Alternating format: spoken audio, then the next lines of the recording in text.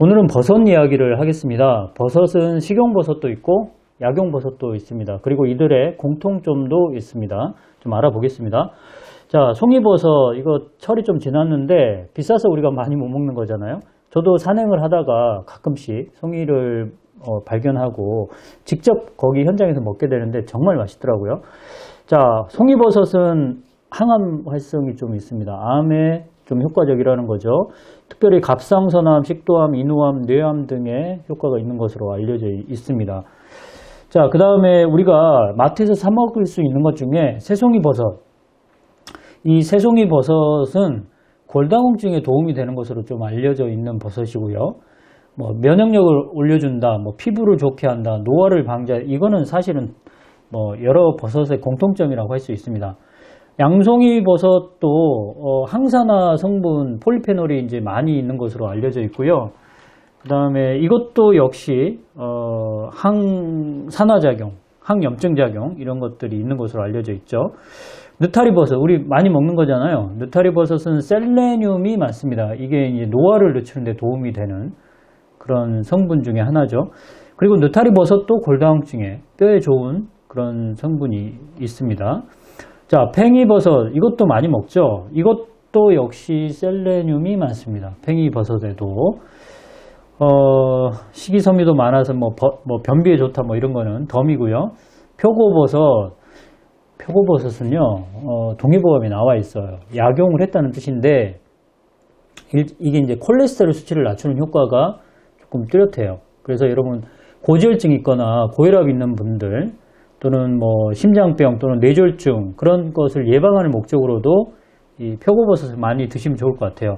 아, 최근에 제가 표고 농사 짓는 분 소개한 적이 있죠. 자, 그리고 이제 모기버섯 이것도 동의보감에 나와 있어요. 약용을 했다는 뜻이에요. 보통은 지혈제로 많이 쓰는 것으로 나와 있는데 이 모기버섯은 활성산소 제거해 주고요. 항산화 작용이 있다는 뜻이에요. 역시 그러면 이제 노화 방지하는 효과가 있겠죠. 그리고 특별히 간에 좋은 걸로 많이 이렇게 설명이 되는데요. 간에 노폐물을 배설한다, 해독 작용이 있다 이런 얘기입니다. 자, 여기까지 해서 이 버섯, 식용버섯을 알려드렸는데 약용버섯은 뭐가 있죠? 여러분이 잘 아시는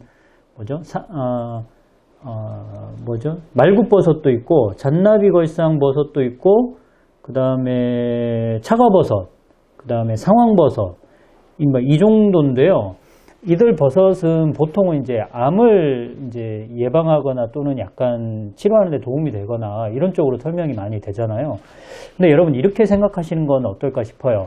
우리가 성분 쪽으로 하나하나 따지면은 그 버섯에 어떤 성분이 있어서 우리 몸에 어떤 작용을 일으켜서 결과적으로 암을 치료하고 예방한다 이렇게 설명을 복잡한 과정을 거치는데요.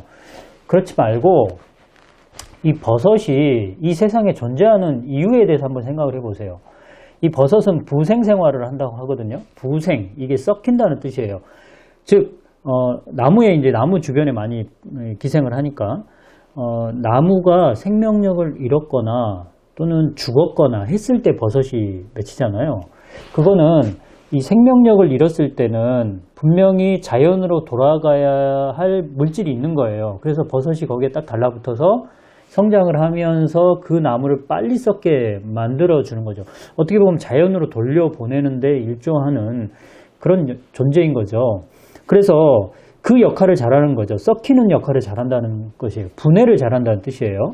그래서 우리가 버섯을 뭐 어떤 식으로든지 뭐 식용버섯은 요리로 먹는 거고 약용버섯은 좀 이제 우려서 먹는 건데 이렇게 먹었을 때 그러한 성분들이 있을 거 아니에요. 썩히는데 월등하게 이게 효과가 있는 성분들. 이게 우리 몸으로 들어왔어요. 그러면 우리 몸에서도 역시 생명력을 잃은 어떤 물질들 또는 내 몸에 생명에 전혀 기여하지 못하는 물질들, 이 물질들을 몸 밖으로 없애는데 어떻게 보면 자연으로 돌려보내는데 해독하는데 도움이 된다라는 뜻이죠. 그래서 버섯을 사실은 오랫동안 잘 섭취를 하면요 몸에 있는 노폐물이 빠진다 이렇게 생각하시면 돼요. 어떻게 보면 해독 작용을 한다. 그래서 아까 모기버섯이 뭐 간에 좋다 이런 얘기를 잠깐 언급을 했는데 사실 모기버섯뿐만 아니고 우리가 식용하는 버섯들은 대부분 이런 역할을 공통적으로 가지고 있어요. 항암 작용을 하는 뭐 상황버섯, 그다음에 차가버섯 이런 것들은 그 작용이 조금 더 뛰어난 거죠. 예를 들면 차가버섯 같은 경우는 뭐 우리나라에도 있지만 러시아산을 최고로 꼽잖아요. 그리고 이 러시아 그 차가버섯은 굉장히 이제 추운 곳에서도 그 추운 환경에서도 자라거든요. 여러분, 추운 데에서 나무가 생명력을 잃었다고 생각해 보세요. 그게 잘 썩습니까? 그렇지 않죠. 이 버섯이 달라붙어서 그 나무를 훨씬 더 빨리 썩게 만들어줄 수 있는 거죠. 그 혹한의 환경에서도요. 그러니까 그 얼마나 이 썩히는데 더 강력한 그런 힘을 가지고 있다고 볼 수가 있는 거죠. 우리나라 덥고 습한 곳에서 자라는 버섯과 추운 지방에 자라는 버섯은 그 힘, 썩히는 힘, 그게 많이 다르다고 할 수가 있는데 그게 약효로 발휘되는 거죠. 제가 차가버섯을 선전하는 게 아니고 이 버섯이 어떤 역할을 하는가, 그리고 우리가 먹었을 때 우리 몸에서 또 어떤 역할을 해주는가, 그거를 강조하는 거예요. 결론적으로 여러분들은 건강을 지키기 위해서는 버섯을 꾸준히 드시라는 거죠. 식용버섯 독성이 없잖아요. 그리고 지금 얘기한 약용버섯도 마찬가지인데 버섯은, 약용버섯은요, 차가버섯이나 뭐 상황버섯 같은 경우는 고온에 이렇게 끓이면 안 되거든요. 한 60도나 70도에서 우려 드신다라는 개념으로 드시는 게 좋습니다. 그렇게, 왜냐하면은 그 안에 있는 특정 성분들이 파괴가 된다고 그래요. 그래서 그렇게 드시고요. 요리에 넣는 버섯도 역시나 뭐 생으로 드시는 게 가장 좋을 텐데, 뭐 요리에 넣는다 그러면 강한 열보다는 뭐 약한 열에 살짝 요리를 한 다음에 드시는 게 좋을 것 같습니다. 자, 여러분, 버섯 많이 드십시오. 약초를 공부함에 있어서 버섯도 되게 중요한 포지션을 가지고 있고요. 이 좋은 약초를 드신다 하더라도 지금 설명한 것처럼 이 버섯처럼 해독작용을 일으키는 어떤 음식이나 약을 꾸준히 드시는 게 사실 건강에는 매우 중요하거든요. 자, 여러분의 건강을 응원하는 약초 방송이었습니다.